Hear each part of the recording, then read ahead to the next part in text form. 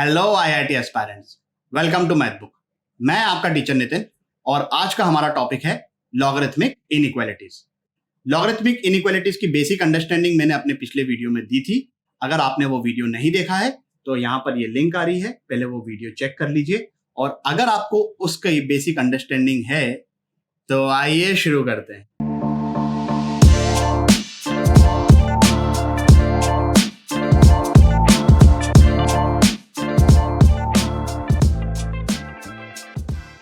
Logarithmic inequalities, जैसा कि आप लोग जानते हैं कि लॉग के केस में अगर बेस 1 से बड़ा है तो फंक्शन इंक्रीजिंग होता है, और अगर बेस 0 से 1 के बीच में है तब फंक्शन डिक्रीजिंग होता है। बस इतनी सी बात का ध्यान रखना है। और वो जो बेसिक टर्म्स एंड कंडीशंस हैं कि लॉग डिफाइन कब होता है, अगर इन 2-3 बातों का आप ध्यान रखेंगे तो logarithmic inequalities is a very simple topic. तो यहां पर कुछ सारे केसेस मैंने बना रखे हैं। सब केसेस को एक एक बार सिर्फ रीड कर लेते हैं, इनको याद करने की कोई जरूरत नहीं है। What I am saying is कि सिर्फ चीजों को ध्यान रखो, जो टर्म्स एंड कंडीशंस है उनको ध्यान रखो। मोर और लेस सब केसेस एक जैसे ही हैं। तो जैसे पहले केस में मैंने लिख दिया कि log alpha to the base B is greater than log beta to the base B. तो अगर फंक्शन इंक्रीजिंग हुआ मतलब बी ग्रेटर देन 1 तो अल्फा बीटा से बड़ा हो जाएगा। ग्रेटर देन 0 तो होना ही चाहिए ऑब्वियसली, क्योंकि लॉग डिफाइन ही पॉजिटिव नंबर्स के लिए होता है। फिर दूसरा केस, अगर बेस 0 से 1 के बीच में है तो alpha will be lesser than beta, क्योंकि फंक्शन इस केस में डिक्रीजिंग हो गया है। यहां पर ये greater than 0, you know the reason why. यहां पर ग्रेटर देन था, यहां पर मैंने ग्रेटर देन इक्वल टू लिख दिया। तो सिर्फ alpha greater than equal to होगा यहां पर, या यहां पर alpha lesser than equal to beta होगा, बीटा ग्रेटर देन 0 या alpha greater than 0, because log is defined for positive numbers only. ये चीजें वैसी की वैसी रहेगी। Increasing function, decreasing function. क्या होगा अगर एक साइड पे लॉग है और दूसरे साइड पे लॉग नहीं है, सिर्फ एक नॉर्मल नंबर है? चलिए, जैसे अभी हमने ये केस 3 देख लेते हैं कि मैं लिख रहा हूं log m to the base b is greater than n। तो log को एक्सपोनेंशियल में हम कन्वर्ट करेंगे, एंटी लॉग ले लेंगे। अब एंटी लॉग लेते वक्त वही बात, इनइक्वालिटी का साइन चेंज नहीं होगा अगर फंक्शन इंक्रीजिंग है, मतलब बेस 1 से बड़ा है, और इनइक्वालिटी का साइन चेंज हो जाएगा अगर फंक्शन डिक्रीजिंग है। यहाँ पे वही सब कहानी लिखी हुई है कि m greater than b raised to power n if b is greater than 1। यहां पर सर आपने greater than 0 क्यों नहीं लिखा? अरे मेरे प्यारे बच्चे, b raised to power n तो पॉजिटिव होता ही है, तो greater than 0 लिखने का कोई सेंस नहीं है। लिखना चाहो लिख लो, उससे आंसर पर डेफिनेटली कोई फर्क नहीं पड़ने वाला है, बट दैट्स नॉट नेसेसरी। दूसरी चीज कि अगर बेस 0 से 1 के बीच में फंक्शन डिक्रीजिंग है तो इनइक्वालिटी का साइन रिवर्स हो गया। यहां पर मुझे ग्रेटर देन 0 लिखना जरूरी है, क्योंकि अगर m lesser than b raise to power n है और b raise to power n तो बाय डिफॉल्ट पॉजिटिव होगा ही, बट इसका मतलब ये थोड़ा ना कि m भी पॉजिटिव होगा, तो इसलिए मैंने m को पॉजिटिव कर दिया। तीसरे केस में, चौथे केस में सिर्फ यहां पर इक्वालिटी का फर्क आ गया है, तो यहां पर इक्वलिटी है तो यहां पर इक्वलिटी आ गई, यहां पर इक्वलिटी आ गई, इतना आप लोग समझते हो। Fifth case, log m to the base b is lesser than n। उसी बात का आपको ध्यान रखना है कि अगर बेस 1 से बड़ा है तो इनइक्वालिटी का साइन चेंज नहीं होगा, अगर बेस 1 से 0 के बीच में है तो इनइक्वालिटी का साइन रिवर्स हो जाएगा। यहां पर भी वही हो रहा है, बेस 1 से बड़ा है तो इनइक्वालिटी का साइन चेंज नहीं हुआ, और यहां पर बेस 0 से 1 के बीच में है तो इनइक्वालिटी का साइन रिवर्स हो गया। फिर से ग्रेटर देन 0 क्यों नहीं लिखा? You know the reason. Case 5 और केस 6 में सिर्फ किस बात का डिफरेंस है कि यहां पर इक्वल टू लग गया है, तो जहां पर इक्वल टू लग गया वहां पर इधर भी इक्वल टू लग गया, इधर भी इक्वल टू लग गया। Clear with this? Theory wise सिर्फ किन बातों का ध्यान रखना है आपको कि एक तो बेस अगर ग्रेटर देन 1 है तो इनइक्वालिटी का साइन चेंज नहीं होगा, और बेस अगर 0 से 1 के बीच में है तो इनइक्वालिटी का साइन रिवर्स हो जाएगा। लॉग के अंदर की क्वांटिटी पॉजिटिव होनी चाहिए, ये बात ऑलरेडी आप लोगों को पता है। 3 मिनट के लिए वीडियो को पॉज करिए और इस क्वेश्चन को सॉल्व करिए। क्या आंसर आ रहा है भाई इसका? x belongs to open bracket 2 से 3। जिन लोगों का ये आंसर सही आ गया है सॉल्यूशन को स्किप कर दीजिए, जिन लोगों का नहीं आया है एक बार फटफट देख लीजिए। बेस क्या है? 2 ग्रेटर देन 1। ग्रेटर देन 1 मतलब इनइक्वालिटी का साइन चेंज नहीं होगा। तो x minus 1 greater than 3 minus x greater than 0। पहले मैं इस पार्ट को सॉल्व कर लेता हूं। तो x माइनस 1 जब ग्रेटर देन 3 माइनस एक्स है, सब चीजों को मैं लेफ्ट हैंड साइड पे लेके गया तो 2x ग्रेटर देन 4 हो जाएगा, मुझे x ग्रेटर देन 2 हो गया। एंड अब मैं इस वाले पार्ट को सॉल्व करूंगा। तो यहां पर क्या लिखा हुआ है? 3 minus x is greater than 0, मतलब x लेस देन 3। तो x 2 से बड़ा होना चाहिए, x 3 से छोटा होना चाहिए। आंसर आ गया 2 से 3। ऑब्वियसली इन दोनों का हम इंटरसेक्शन लेंगे क्योंकि both these condition should be satisfied simultaneously. Clear with this? आगे बढ़ते हैं अगले क्वेश्चन की तरफ। 3 मिनट के लिए वीडियो को पॉज करिए और इस क्वेश्चन को सॉल्व करिए। क्या आंसर आ रहा है भाई इसका? x बिलोंग्स टू 2 से 5/2। जिन लोगों का आंसर आ गया सॉल्यूशन स्किप कर दीजिए, जिन लोगों का नहीं आया है सॉल्यूशन देख लीजिए। सर क्या सेम टू सेम बात बार बार बोलते हो? चलिए, बेस क्या है? 0.3। 1 से छोटा है, म्हणजे इनइक्वालिटी का साइन रिवर्स हो जाएगा। हो जाएगा तो हो जाएगा। तो ये आ गया लेस देन 3 माइनस एक्स। लगे हाथ मैंने इसको ग्रेटर देन 0 कर दिया। ये क्वांटिटी ग्रेटर देन 0 है तो ऑटोमेटिकली ये क्वांटिटी ग्रेटर देन 0 हो जाएगी। फिर पहले इसको मैंने सॉल्व कर लिया तो यहाँ से आ गया x is greater then 2। And फिर मैंने इसको सॉल्व कर लिया तो x minus 2 laser than 3 minus x, x इस साइड गया। 2x इज लेसर देन 5, म्हणजे x इज लेसर देन 5/2। तो यहाँ से आंसर क्या आ गया? दोनों का इंटरसेक्शन में लूंगा तो 2 से 5/2 आ गया। And that's very simple. आगे बढ़ते हैं अगले क्वेश्चन की तरफ। 3 मिनट के लिए वीडियो को पॉज करिए और इस क्वेश्चन को सॉल्व करिए। चलिए, क्या आंसर आ रहा है इसका भाई? 1/5 से लेकर 2/5 तक। जिन लोगों का आंसर आ गया सॉल्यूशन स्किप कर दीजिए, जिन लोगों का नहीं आया है सॉल्यूशन देख लीजिए। बेस क्या है? 1 से छोटा है तो बेस को अगर मैं इधर ट्रांसफर करूंगा, एंटी लॉग लूंगा तो इनइक्वालिटी का साइन क्या हो जाएगा? ये चेंज हो जाएगा। तो ये हो गया लेस देन 1/3⁻0। वो तो 1 होता है। ग्रेटर देन 0 मैंने लगे हाथ कर दिया। इसको मैंने यहाँ पर सॉल्व किया तो x ग्रेटर देन 1/5 आ गया। यहाँ पर मेरे पास क्या आ रहा है? 5x minus 1 is less than 1। तो x आ गया लेस देन 2/5। दोनों का इंटरसेक्शन लिया तो 1/5 से लेकर 2/5 तक के आंसर बहुत ही इजीली आ गया। आगे बढ़ते हैं अगले क्वेश्चन की तरफ। लॉग के साथ मॉड्यूलस भी आ गया, कोई बड़ी बात नहीं। 5 मिनट के लिए वीडियो को पॉज करिए और इस क्वेश्चन को सॉल्व करिए। चलिए, क्या आंसर आ रहा है इसका? -12 से लेकर 15 तक ओपन ब्रैकेट एक्सेप्ट 3/2। 3/2 मत भूलिएगा। कैसे आया अभी डिस्कस करते हैं। जिन लोगों का आंसर सही आ गया है सॉल्यूशन स्किप कर दीजिए, जिन लोगों का आंसर नहीं आया है सॉल्यूशन देख लीजिए। बेस 1 से बड़ा, ट्रांसफर करते टाइम इनइक्वालिटी का साइन चेंज नहीं होगा।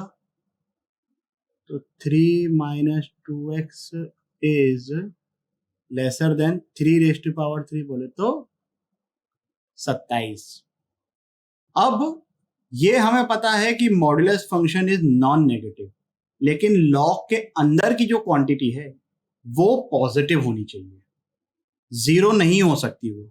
इसलिए यहां पर ये ग्रेटर देन जीरो लिखना जरूरी है, क्योंकि अगर आपने ग्रेटर देन जीरो नहीं लिखा और आपने इसको as a usual modulus inequality की तरह सॉल्व कर लिया तो उसमें तो जीरो इंक्लूड हो जाएगा और लॉग के अंदर जीरो हो नहीं सकता। तो ये बात का ध्यान रखिएगा। अब या तो आप इसको नॉर्मल मॉड्यूलस इनइक्वालिटी की तरह सॉल्व कर लें और जब ये एक्सप्रेशन जीरो बन रहा है उसको एक्सक्लूड कर लें, या तो इसको उस मॉड्यूलस इनइक्वालिटी की तरह सॉल्व करें जिसमें mod of x is between b to a. तो एक्स कहां से कहां तक होता है? माइनस ए से माइनस बी यूनियन बी से ए के बीच में। मैं सॉल्व करता हूं बी से ए वाली स्टाइल में। तो या तो ये 3 minus two x between 0 to 27 होगा, या तो 3 minus two x will be between -27 to 0। पहले इसको मैं सॉल्व कर लूंगा। तो यहां से 3 को मैंने दोनों तरफ ट्रांसफर किया तो ये इस साइड जाएगा, 0 माइनस 3 विल बी -3। ये 3 को मैंने राइट हैंड साइड पे भेजा तो 27 माइनस 3 विल बिकम 24। अब मैं इस पूरी इनइक्वालिटी को -2 से डिवाइड कर रहा हूं। -2 से डिवाइड करने पर इनइक्वालिटी का साइन चेंज हो जाएगा। तो ये जो ग्रेटर देन लिखा हुआ है ये बन जाएगा lesser than. -3 by -2 that will become 3/2। ये जो लेसर देन लिखा हुआ है ये बन जाएगा greater than. 24 divided by -2 will be -12। ठीक है, अब अपन दूसरा केस सॉल्व करते हैं जब ये 3 minus 2x will be between -27 से 0। 3 minus 2x is greater then -27 less than 0 -2x greater than ये आ गया -30, इधर से आ गया ये घटे 3, फिर से -2 से डिवाइड करेंगे, इनइक्वालिटी का साइन चेंज हो जाएगा। ये आ गया 15, ये आ गया 3/2। तो ये था सेकंड पॉसिबिलिटी का आंसर और ये है फर्स्ट पॉसिबिलिटी का आंसर। केस 1 और केस 2। केस 1 और केस 2 के केस में हम लोग क्या करते हैं? यूनियन लेते हैं। तो यूनियन हो गया इसका -12 से 3/2,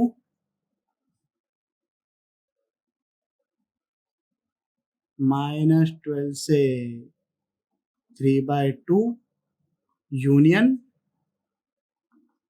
3/2 से 15। ऐसे एक्सप्रेस करो आंसर को या ऐसे एक्सप्रेस करो, बात तो सेम है। Clear with this? चलिए आगे बढ़ते हैं अगले क्वेश्चन की तरफ। 10 मिनट के लिए वीडियो को पॉज करिए और इस क्वेश्चन को सॉल्व करिए। चलिए भाई, क्या आंसर आ रहा है इसका? 0 से 1/2 यूनियन 1 से 2 यूनियन 3 से 6। चलिए, जिन लोगों का इसका आंसर आ गया है सॉल्यूशन को स्किप कर सकते हैं, जिन लोगों का नहीं आया है वो देख लीजिए। अब यहां पर बेस जो है वो फिक्स नहीं है।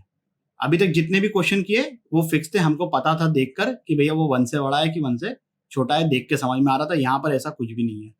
तो अगर बेस फिक्स नहीं है तो क्या करना पड़ेगा? केसेस बनाने पड़ेंगे।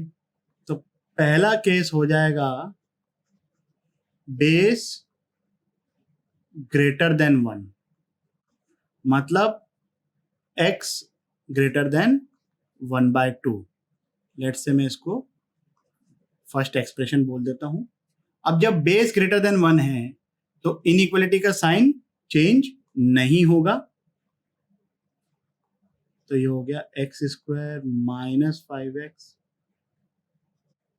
Plus 6 lesser than 2x raise to power 1 that will become 2x, और लगे हाथ मैंने इसको ग्रेटर देन 0 कर दिया।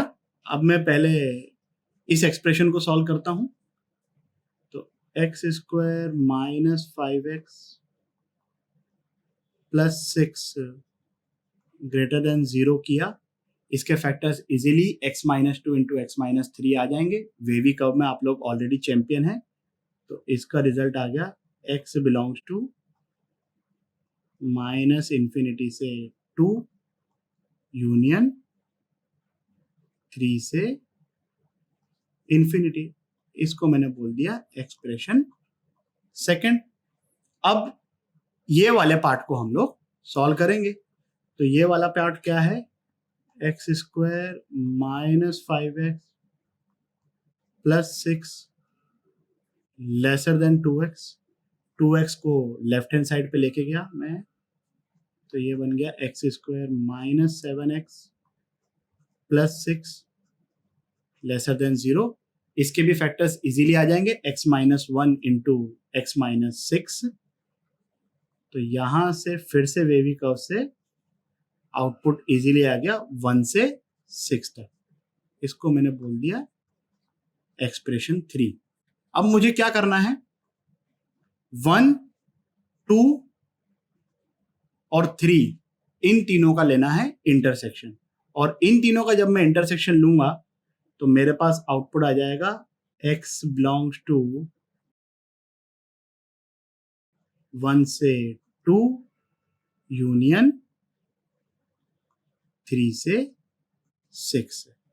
लेट्स से मैं इसको एक्सप्रेशन नंबर ए बोल देता हूं, क्योंकि मेरे पास अभी भी सेकंड केस सॉल्व करना बाकी है। Clear till here? चलिए, सेकंड केस क्या हो जाएगा, जब बेस 0 से 1 के बीच में है।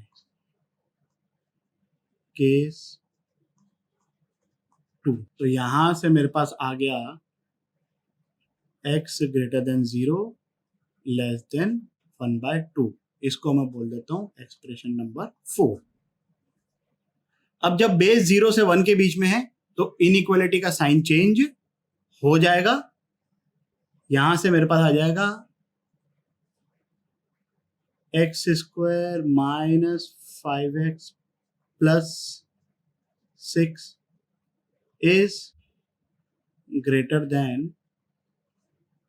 2x, और इसको मैं ग्रेटर देन 0 कर देता हूं, बट 2x तो ऑलरेडी ग्रेटर देन 0 है, वो हमने ऊपर लिख दिया है। तो फिर इसको मैं सॉल्व करूंगा अगर, तो ये आ जाएगा x square minus 7x plus 6 greater than 0। Factors easily x minus 1 into x minus 6 आ जाएंगे। वेवी कर्व से इसको सॉल्व किया तो ये आ गया इस तरीके से। इसको मैंने बोल दिया एक्सप्रेशन नंबर 5। अब मुझे क्या करना है, 4 और 5 का लेना है इंटरसेक्शन। तो 4 और 5 का इंटरसेक्शन क्या आ जाएगा, x बिलोंग्स टू 0 से 1/2। इसको मैंने बोल दिया एक्सप्रेशन बी। फाइनल आंसर अपने को कब मिलेगा, जब हम केस 1 और केस 2 का यूनियन लेंगे। केस 1 का आउटपुट क्या आया था, 1 से 2 यूनियन 3 से 6। केस 2 का आउटपुट क्या आया, 0 से 1/2। तो फाइनल आंसर क्या आ गया हमारे पास, 0 से 1/2 यूनियन 1 से 2 यूनियन 3 से 6, and that's quite easily done. चलिए आगे बढ़ते हैं अगले क्वेश्चन की तरफ। 10 मिनट के लिए वीडियो को पॉज करिए और इस क्वेश्चन को सॉल्व करिए। क्या आंसर आ रहा है इसका, क्लोज्ड ब्रैकेट 10 प्लस रूट 67 से इन्फिनिटी। वियर्ड है बट कोई दिक्कत वाली बात नहीं है, क्वाड्रेटिक इक्वेशन बनेगी, और क्वाड्रेटिक इक्वेशन में तो हम लोग ऑलरेडी चैंपियन हैं।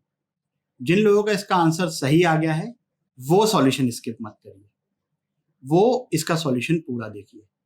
क्यों ऐसा बोल रहा हूं, क्योंकि क्या होता है कि जब भी किसी क्वेश्चन में मल्टीपल केसेस बनते हैं, और मान लो कि हम कोई एक केस को कवर करना भूल गए, लेकिन लकीली उस केस का जो आंसर है वो नल सेट है, तो होगा ये कि आप जिस केस को भूले हो आंसर पे तो उसका कोई इंपैक्ट नहीं पड़ेगा उस पर्टिकुलर क्वेश्चन में, लेकिन ऐसा हमेशा तो नहीं होने वाला है। इसलिए ये बहुत जरूरी है कि जितने भी पॉसिबल केसेस हैं आप वो सबको कवर करो। चलिए तो देखते हैं कि कैसे इसको हैंडल करेंगे। फिर से बेस वेरिएबल है तो हमें बनाने पड़ेंगे केसेस।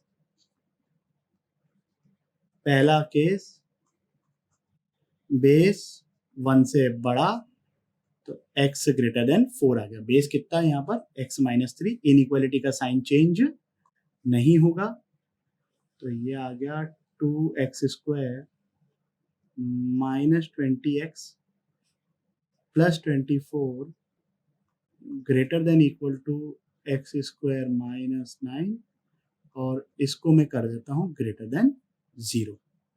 पहले इस पार्ट को सॉल्व करेंगे तो x² जब इस साइड आया तो ये एक्सप्रेशन बन गया x² -20x 24 plus 9 that will be 33 greater than equal to 0। अभी क्वाड्रेटिक इक्वेशन है, थोड़ी गंदी सी है, इजीली फैक्टराइजेबल नहीं है, लेकिन हमको पता है कि क्वाड्रेटिक इक्वेशन के रूट्स कैसे निकालते हैं। तो x² -20x प्लस 33 के अगर मैं रूट्स निकालूं so that will be equal to 20 plus minus b² म्हणजे 20 का square -4 into 33 divided by 2a which is 2। अब मैं इसको पूरा सॉल्व नहीं करूंगा, मैं क्या करूंगा यहाँ से रूट से 4 कॉमन निकालूंगा तो ये 20 का स्क्वायर 400 हो जाता है, उसमें से अगर मैंने 4 को बाहर निकाला तो 100 बचेगा, 4 बाहर निकल गया तो 2 बन के निकलेगा और डिनोमिनेटर में 2 ऑलरेडी है तो यहाँ से ये बच गया 10 प्लस माइनस 4 कॉमन निकलने के बाद यहाँ पे क्या बचेगा 100, यहाँ पे है 33, 100 माइनस 33 विल बी 67। ये तो आ गए रूट्स x² -20x प्लस 33 के, लेकिन हमारे पास जो इनइक्वालिटी है वो क्या है x² -20x plus 33 greater than equal to 0। x² -20x plus 33 के फैक्टर्स हो जाएंगे x -10 माइनस रूट 67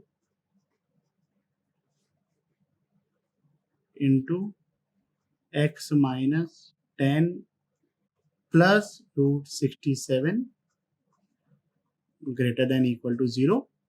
तो यहां से इस इनइक्वालिटी का आंसर कितना आ गया x belongs to minus infinity से 10 minus root of 67 union 10 plus root of 67 से इंफिनिटी। रूट ऑफ 67 की वैल्यू रफली 8.2 के आसपास होगी, ठीक है, एग्जैक्ट वैल्यू में मेरा कोई खास इंटरेस्ट नहीं है। चलिए अब मेरे पास क्या है सॉल्व करना, ये दूसरा वाला एक्सप्रेशन बाकी है अभी सॉल्व करना, x² -9 ग्रेटर देन 0। x² -9 के फैक्टर्स हो जाएंगे x -3 into x plus 3 greater than 0। तो वेवी कर्व से इसका आंसर बड़ा इजीली आ गया, माइनस इंफिनिटी से -3 यूनियन 3 से इंफिनिटी। अब मुझे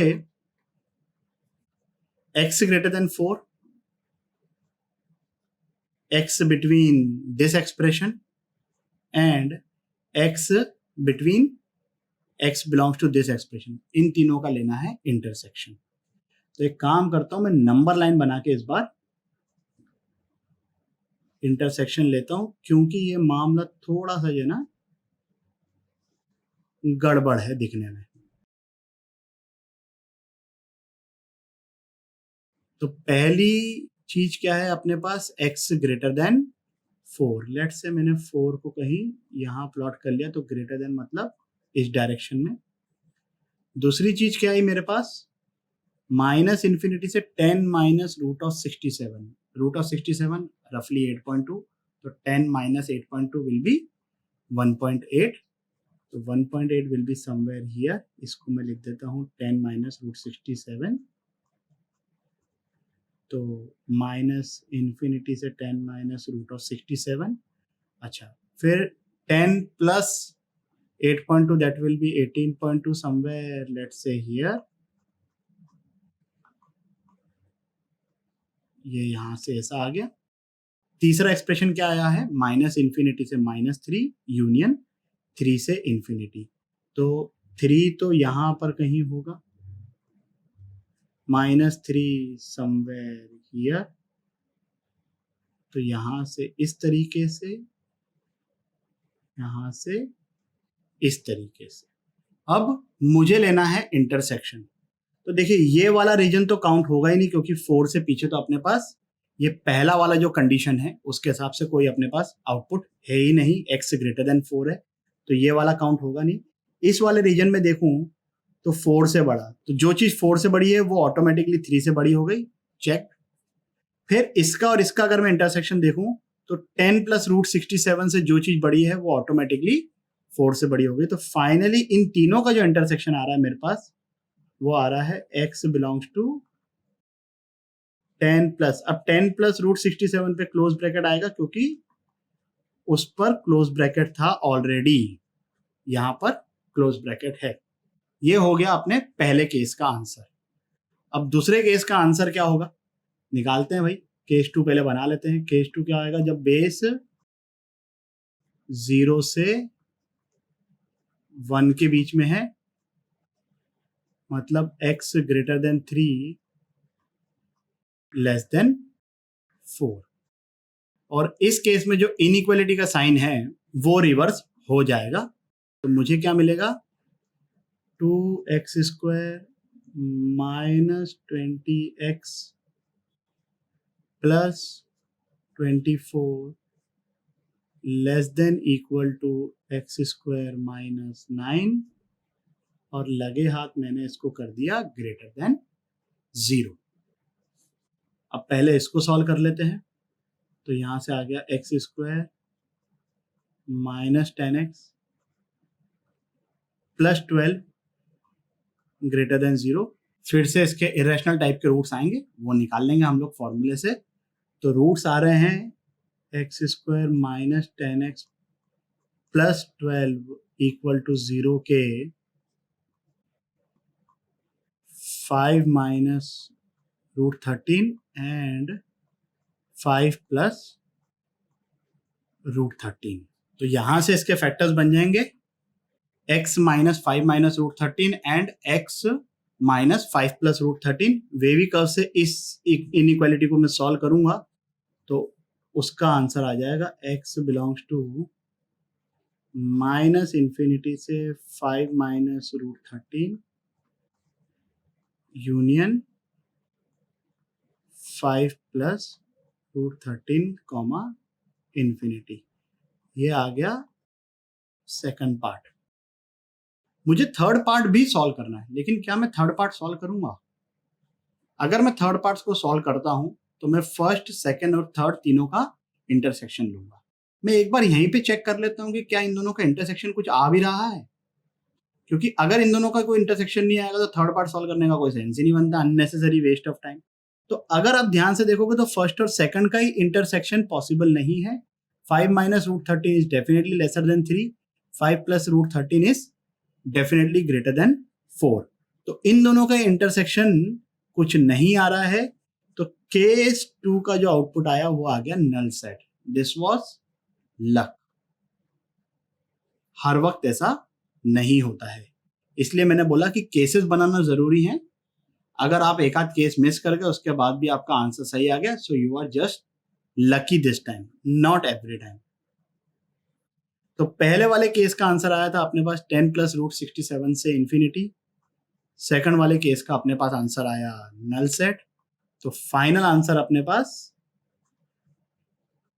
केस 1 और केस 2 का यूनियन आ गया, क्लोज्ड ब्रैकेट 10 + √67 से लेकर इन्फिनिटी तक। Clear with this? इस वीडियो के लिए बस इतना ही। आशा करता हूं कि आपको ये टॉपिक भी अच्छे से समझ आया होगा। अगर समझ में आया हो तो लाइक, कमेंट, सब्सक्राइब करें और अपने दोस्तों के साथ भी शेयर करें। अगले वीडियो तक के लिए सावधान रहें, सुरक्षित रहें। जय हिंद।